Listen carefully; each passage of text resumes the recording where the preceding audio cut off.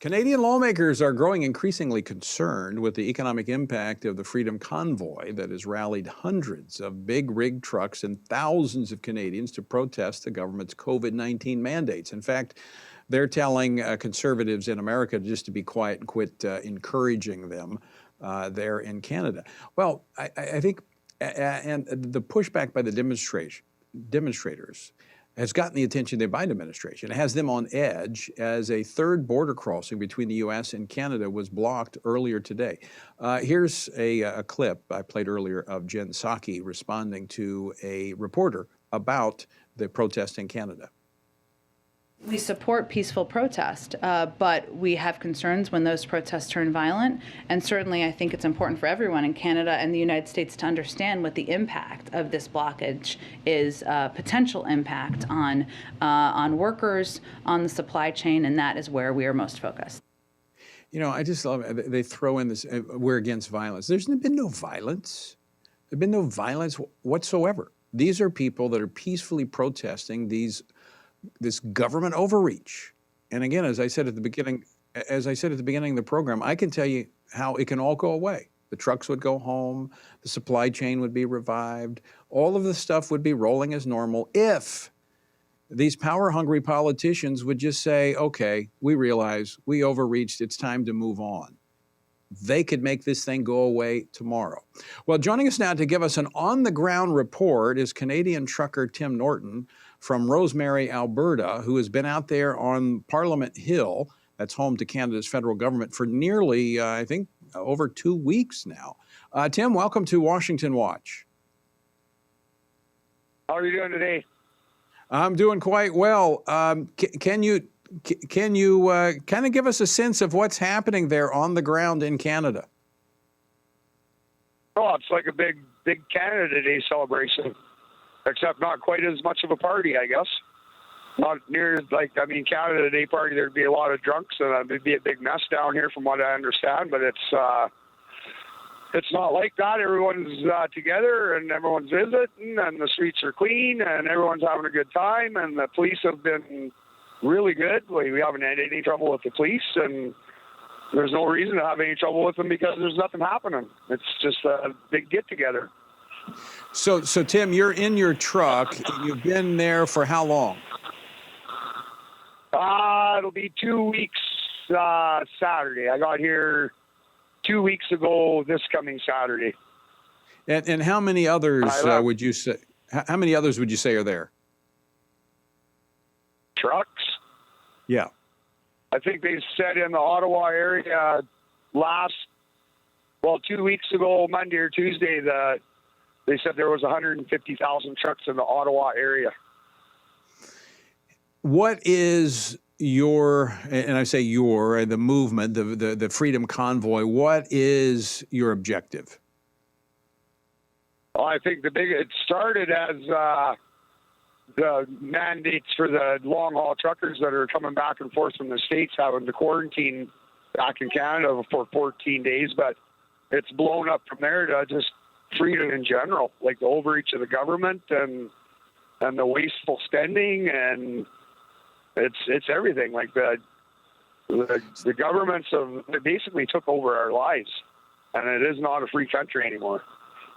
I mean, as I watch this unfold, Tim, it kind of reminds me of the Tea Party, not just the modern day Tea Party, but the Boston Tea Party, where people said, you know what, enough is enough, and they began responding. And this is kind of and you have to correct me if I'm wrong, but it appears that the public is supporting what the truckers are doing there in Canada.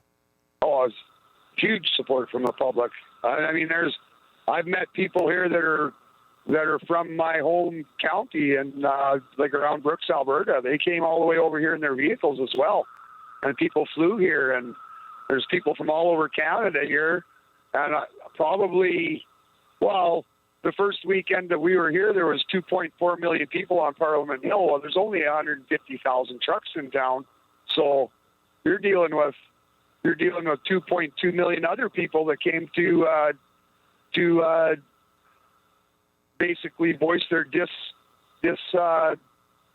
discouragement with the way the government's running the country the last 5 years or 4 years. It's just gone downhill here terribly, and it's been before COVID. There's all sorts of government overreach going on in our lives all the time. It just gets more and more all the time.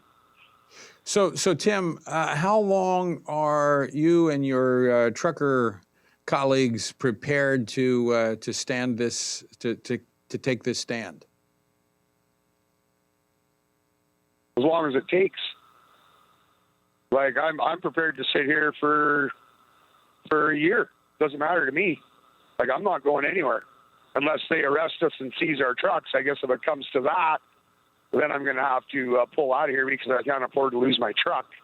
Yeah. But they've been threatening about that happening. But you know, there's been threats of stuff happening ever since we got here, and it's never came out to be anything. Tonight, there's supposed to be a big raid on us tonight, but everyone says just stay in your truck with the door locked in your sleeper and don't bother answering the door. They can't really do anything about it because we're not really illegally here. There's been lawyers, and the big justice minister said, yeah, you guys, like, they're not breaking the law. It's a peaceful protest. They have wrecked nothing. The streets are clean. They're feeding themselves. They're feeding the homeless. You really have no grounds to come and arrest the guys. So I think that the big push tonight they were thinking was they thought they'd maybe get us out of here before the weekend, because on the weekend there's going to be another 2 million people here again on the weekend. Wow. And the government is finally, like, they're falling apart. You know, there's fighting within the Liberals, and they're all fighting, and we're fighting for our freedom. Like, these guys are prepared. They're not going anywhere until this is over. Well, Tim, we appreciate what you guys are doing there in Canada. It sparked even more push for freedom here in America as we everywhere. There's going to be a convoy going across America. Yeah, you betcha. Yeah, no, they've been doing it in Australia, and the U.S. is going to do it now. I mean, they've been doing it already, right? They've had smaller convoys around, and where I'm from out in Alberta, they've had that Coots border locked up solid for the last week. I mean, they're letting stuff go through, but there's thousands of people down at the Coots border, and the last 3 days they've had the Ambassador Bridge completely blocked up here in Canada, coming between Detroit and Windsor, Ontario.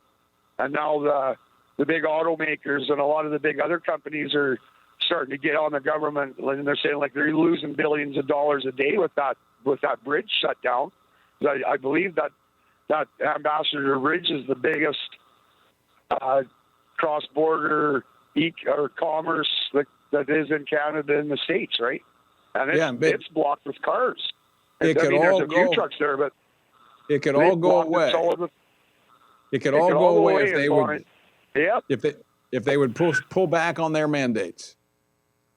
That's exactly right, and you know, some of my friends from home phoned me and said, well, they're dropping them in Alberta and Saskatchewan. When are you coming home? And it's like, I'm not coming home until it's across Canada. And some of the provinces are fighting pretty hard, and some of them aren't even talking. So, I mean, the people out here have been so good. They're feeding us good, and I've never seen anything like this before in my life. It's unbelievable. I would agree. I'll have to be honest. I never thought that Canada would fight for freedom as much as you guys are right now. It's about time, because the overreach has been building for decades. Yeah, exactly. And like I said earlier, it's not just the vaccine mandates; it's the overreach of all sorts of stuff. Right. Like, what really bothers me is we pay tax money to the government, and they waste it on whatever they want, right? Yeah. You know.